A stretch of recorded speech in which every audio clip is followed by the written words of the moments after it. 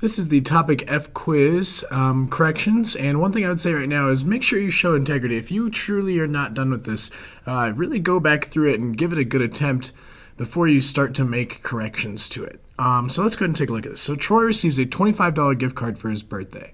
He wants to use it to buy new video games, and he wants to buy N number of video games for $15 each. So first, what does this already suggest that it's N number of video games? That suggests we don't know how many he can actually get. We don't know. How many video games? We're not sure yet. So after using his gift card, how much more money does Troy need for his purchase? So let's see what we can do here. It wants us to, in two parts here. So it hasn't actually asked us a question, really, technically. Part A, we're going to write an expression for N amount of video games. And then part B, we're going to see what happens if he wants to buy 3 video games, what that's going to look like. So let's think about this. So if I am Troy, let's think about it. I've got number of video games, number of games, and it's going to be the total cost of getting a game. And remember, he's got a $25 gift card to help him out. So if he gets one video game, if he gets one game, it's going to cost him $15, but really it's not going to cost him anything because he's got a $25 gift card. So I can think of it like this. I've got 1 times 15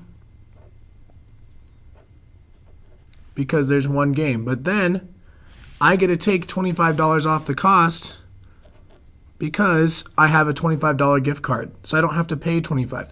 So that means here he's going to get this game for really cheap. He's going to end up getting the game, and he doesn't have to pay anything for it because it's going to end up being 15 minus 25, which is actually negative 10. So he's going to have $10 left on that gift card. But let's pay attention to our annotations, not the answer. So let's say he gets 2 games. All right, that means he needs to take 2 times $15 and then take off 25 because of his gift card. So how many is that going to be? That's going to be 30 minus 25. He's only going to have to pay $5 for that game. What if he wants, I don't know, let's jump up to 5 games. If he wants 5 games, we'll do 5 times 15. Take away 25. And 5 times 15 is actually 75. And 75 take away 25, well, that's $50. Let's take one more jump. What would it look like for 10 games? You try to figure that out. And come back when you got it. All right, well, if you're back, we'll say it'd be 10 times 15, take away 25. He's going to end up with $150. Take away 25 for his gift card, he's going to have $125. So it asks you to write an expression for N amount of video games. Well, let's do that. If you have N amount of games, we know we would do N times 15 to get the total cost, and we'd take off $25 for his gift card. So here, how would I write this? My expression would be 15N minus 25. So that is my expression that models this situation. That's my true answer to part A. This is the evidence I should have to go with it. That's what helps me decide why to do 15N, why to do minus 25. All right, so part B is going to ask us to use this expression. It says, here's your expression that you wrote. It wants to know how much it's going to cost if he wants to buy 3 games. Well, N represents the number of games, so just substitute N with 3. So now this means 15 times 3, which is 45. And 45 take away 25 is 20. So we could say Troy will need $20 to pay for 3 games. And again, the nice thing about Troy's situation is this $25 gift card. Whatever he buys, he gets to take $25 off of automatically. Let's go ahead and look at the other side of the page to make the rest of our corrections. All right, so now it's going to be, this one's a little more friendlier. Stephanie is going to an amusement park, and it costs $20 just to get in. That's what it means for a $20 admission fee. But then she has to pay 50 cents for each ride that she goes on. So 50 cents for each ride. So they actually give us the expression this time. It's more of how can you use it? How can you get started on this? What can you do? Okay, we'll ask you to create a table. Let's think about the things. We've got this amusement park. We've got a fee. We've got a ride. Let's think about our column. So we're probably going to have a total cost column.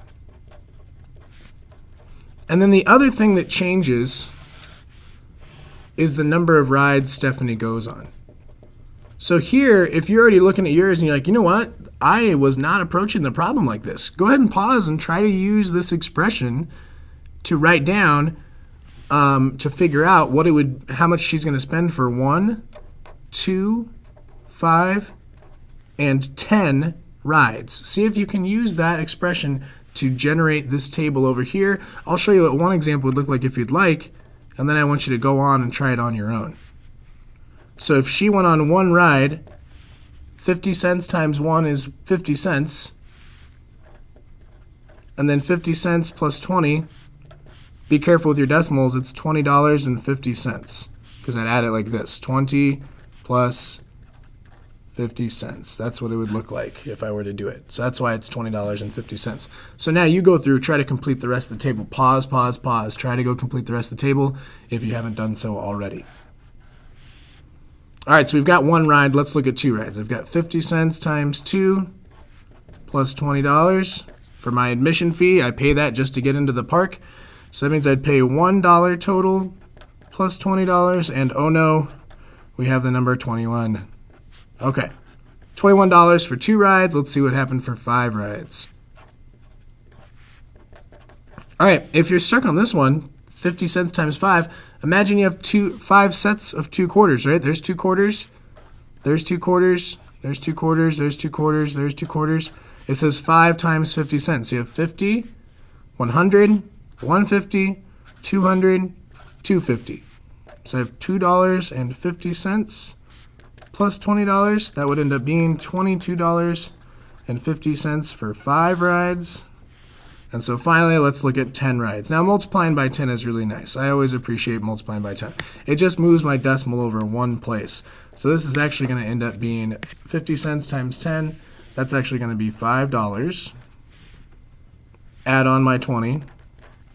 And so Stephanie would end up paying $25 if she was going to go on 10 rides. Finally, explain what the value r equals 15 means in the context of Stephanie's visit to the amusement park. Well, to figure this out, let's think about this.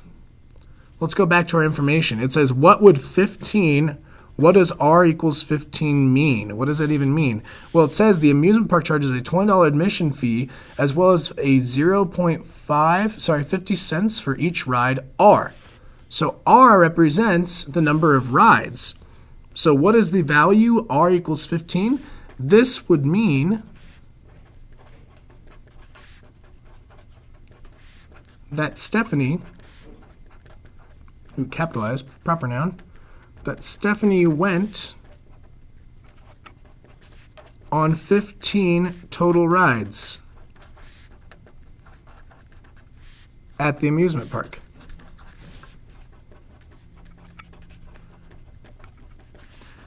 And here's the thing, you could take this even a step further, right? You could say, okay, well, here's my expression, and I could even tell you what it's going to cost her to go on 15 rides. I can take 0.50 times 15 and add 20. So here I got to do some multiplication. This might not be one you can do in your head exactly. So I do 5 times 0 is 0. 5 times 5 is 25. 5 times 0 is 0. Don't forget to add the 2, though. That would be 2. Got to get my placeholder action going on here. 1 times 0 is 0. 1 times 5 is 5. And you could do 1 times 0, but it means nothing. So I add all this up. I get 0. I get 5. I get 7. Now, the tricky part is deciding where does my decimal go. Well, I have 2 places in my problem. No places right here. So I have 2 places total. Move it over 2 places. Look how I did that. 1, 2. And so I've got 50 cents times 15 would be $7.50. Gonna add 20.